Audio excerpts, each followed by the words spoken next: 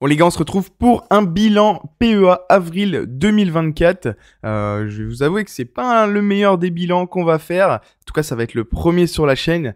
Tous les mois, je vais essayer de faire un bilan sur mon PEA. Comme ça va vous permettre de suivre l'évolution tout simplement de mon portefeuille. Qu'est-ce qu'on va voir sur cette vidéo? On va faire un petit bilan ensemble du CAC 40 et du MSCI World sur ce mois d'avril. Ensuite, on verra mon portefeuille PEA, ce qui contient, mes achats du mois en DCA et ma stratégie à long terme, ce qui va se passer sur mon portefeuille. Alors, si on refait un petit bilan du CAC 40 sur ce mois d'avril, eh bien, on se rend compte qu'on a atteint des sommets début avril, mais que derrière, ça a commencé à chuter plutôt fortement. Et là, on est sur une tendance un peu baissière sur cette fin du mois. Pour quelles raisons? Parce qu'il y a plein d'entreprises qui commencent à détacher leurs dividendes, comme LVMH, Vinci. Et donc forcément, si vous connaissez un peu le principe des dividendes, le cours de l'action va chuter forcément. Et donc, on se retrouve dans ce schéma aujourd'hui. C'est un moment pour renforcer certaines positions, mais ça, on va le voir juste après. Si on regarde par rapport au MSCI World, eh bien, c'est à peu près le même schéma. D'ailleurs, je ne l'ai pas précisé, mais sur le CAC, on a perdu quasiment 2% sur ce mois d'avril. Et le MSCI World, on est à 1,24%. C'est à peu près le même schéma quand on regarde bien. Début avril, ça stagne. Et après, grosse chute à partir du 15 avril. Eh bien, on est à peu près similaire sur le CAC. Plutôt un moment pour renforcer mi-avril. Personnellement, j'avais pas les liquidités pour le faire. Donc, j'ai attendu la fin du mois pour réinvestir ce que je pouvais sur mon PEA. Alors, si on regarde un peu ma répartition de portefeuille, voilà, je pense que ça peut être intéressant pour vous. Donc, moi, j'ai vraiment pas mal de lignes aujourd'hui. J'en ai même trop. Vous verrez sur ma stratégie long terme ce que je veux faire, mais je vais réduire drastiquement mes lignes parce que j'en ai beaucoup trop et c'est compliqué de tout gérer en même temps.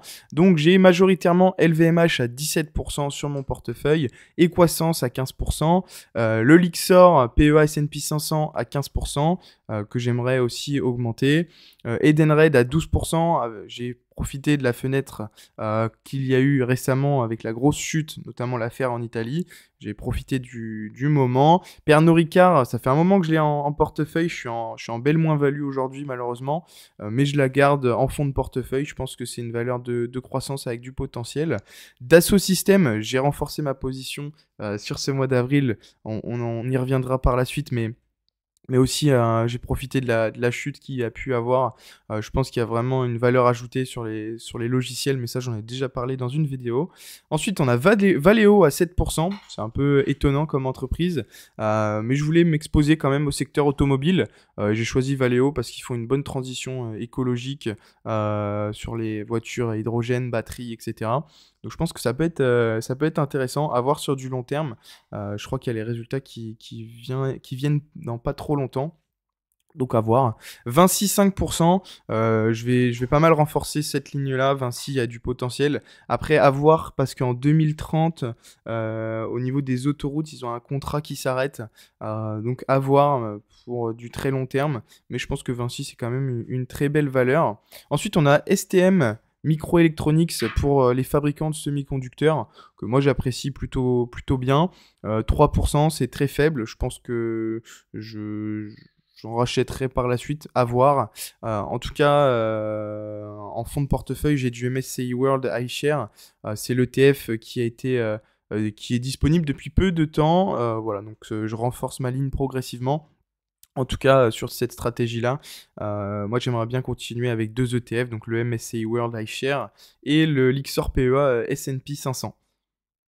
Donc si on regarde un peu sur le mois d'avril, moi j'ai eu une perte de 2,18% sur ce mois, ce qui correspond à la baisse quasiment de 2% du CAC. Moi j'ai été un peu plus sensible, forcément avec des entreprises comme Vinci, LVMH qui ont lâché leurs dividendes et il y a eu une grosse baisse, mais j'ai reçu quand même 80 € de dividendes, donc ça pallie un petit peu à ce contraste-là. Donc mes achats de ce mois, donc c'est Dassault Systèmes, j'en ai déjà parlé, hein, il y a eu une fenêtre de tir très intéressante récemment, donc j'en ai repris une petite louche, et puis le Lixor S&P 500, on continue, le DCA mensuellement. Donc je vous ai mis le petit numéro ISIN si vous voulez le rechercher. Donc je vous invite à prendre un screenshot pour aller voir cet ETF. Sinon, pour ce qui est de ma stratégie à long terme sur mon portefeuille, eh bien, ça va être de renforcer mes positions en DCA sur le Lyxor S&P 500 et le MSCI World sur la partie ETF.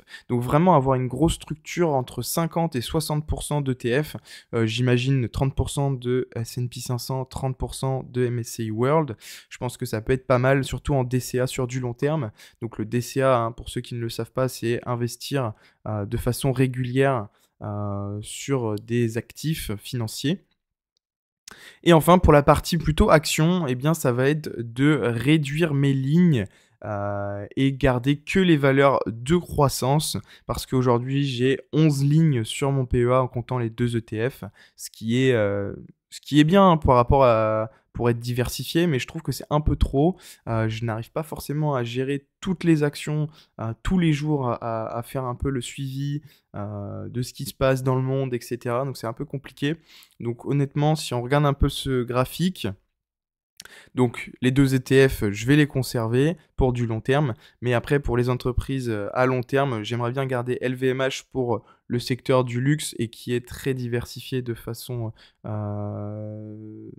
générale puisqu'il possède énormément d'entreprises. Et Croissance, que j'adore l'entreprise, j'adore le concept, donc je vais la garder sur du long terme. Et après, on va conserver Vinci et certainement Pernod Ricard pour s'exposer un peu plus de domaines. Valeo, je pense sur du long terme, ça va sauter. STM aussi.